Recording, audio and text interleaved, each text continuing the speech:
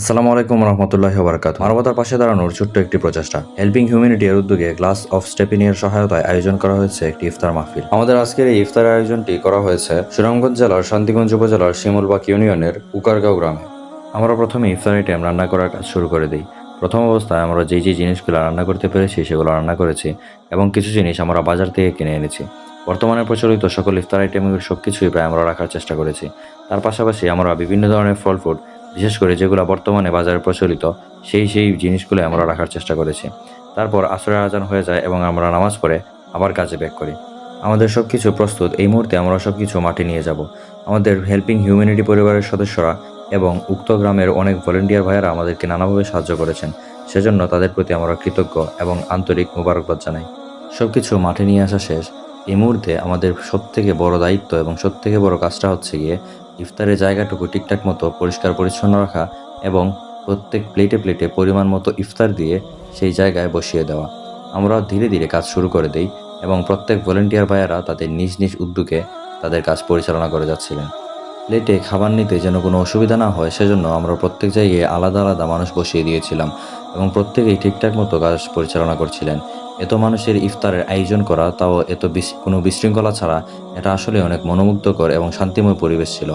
এই দিনটার কথা আমাদের সবারই সারা জীবন মনে থাকবে। আমরা প্রত্যেকেই নিজ নিজ দায়িত্ব পালন করছিলাম। তার পাশাপাশি আমাদেরকে সাহায্য করেছিলেন উক্ত গ্রামের ভলেন্টিয়ার ভাইয়েরা। তাদের প্রতি আবারও কৃতজ্ঞতা। আমরা আমাদের কাজ ধীরে ধীরে শেষ করছিলাম এবং ইফতারের সময়ও প্রায় ধীরে ধীরে ঘনিয়ে আসছিল এবং আস্তে আস্তে মানুষ এর আসা যাওয়া শুরু হয়ে যায় এবং আমরা খুব দ্রুতই আমাদের কাজ পরিচালনা করতে শুরু করি। যখন মানুষের চাপ বাড়তে থাকে তখন যাতে কোনো বিশৃঙ্খলা না হয় সেজন্য আমরা প্রত্যেককেই বসার সুযোগ করে দিই। গ্রামের মানুষের পাশাপাশি আমরা পার্শ্ববর্তী গ্রামের একটি মাদ্রাসা শিক্ষার্থীদেরকে আমন্ত্রণ জানাই। তারা আসার পর আমরা তাদের প্রত্যেককে একটি সারিতে বসিয়ে দিই এবং তাদের মুখে হাসি দেখে আসলেই আমাদের মনটা ভরে যায়। আমাদের সারাদিনের ক্লান্তি দূর হয়ে যায়। প্রত্যেকেই যখন বসে যান তখন পরিবেশটা দেখতে আসলে অনেক সুন্দর লাগছিল।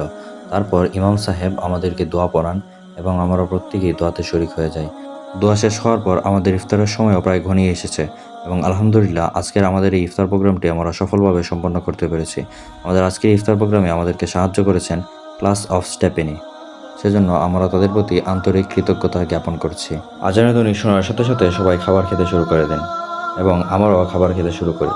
তাদের সাথে আমাদের এই মিলন মেলাটা আমাদের আজীবন মনে থাকবে এবং আমাদের এই আনন্দঘন মুহূর্তগুলো আমাদের স্মৃতিতে সারা জীবন স্মরণীয় হয়ে থাকবে।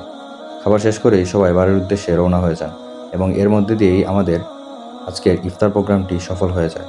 সেজন্য আল্লাহর প্রতি হাজারো কোটি শুকরিয়া। আলহামদুলিল্লাহ। সবাই ভালো থাকবেন, সুস্থ থাকবেন এবং মানবতার কল্যাণে এগিয়ে আসবেন, এই আশা ব্যক্ত করে আজকের এই প্রোগ্রামটি এখানে শেষ হচ্ছে। ধন্যবাদ।